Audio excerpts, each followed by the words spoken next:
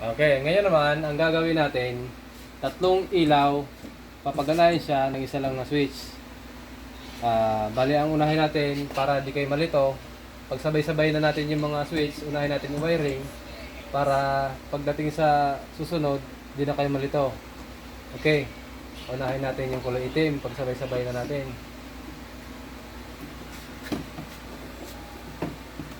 Ako, ang iksi. Hirap. Tigas kasi, PDX wire kasi ito kaya medyo mahirap anahin. Kontrolin.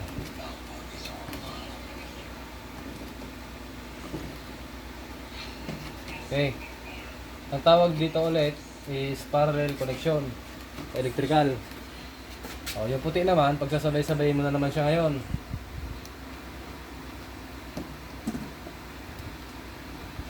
Ang ginamit pala namin dito na wire, yung size niya is kung sa THHN gagamitin mo 2.0 mm square. Ito naman sa PDX number 1.6 ata ito eh. Tama, 1.6.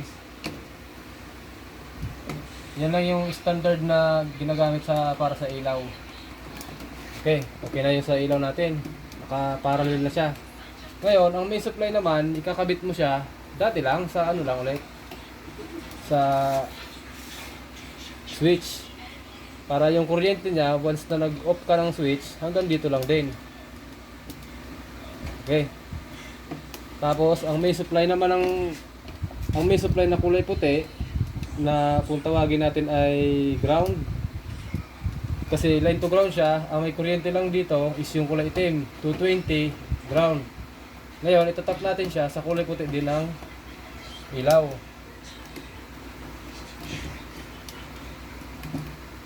Okay.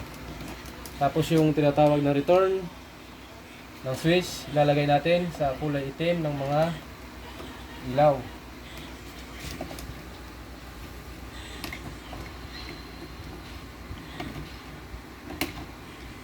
Okay.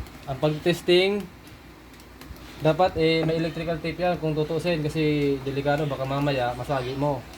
Pero ako, hindi ko na ginagawa yun kasi gagamitin ito nung kasama ko mamaya. Okay, testingin na natin.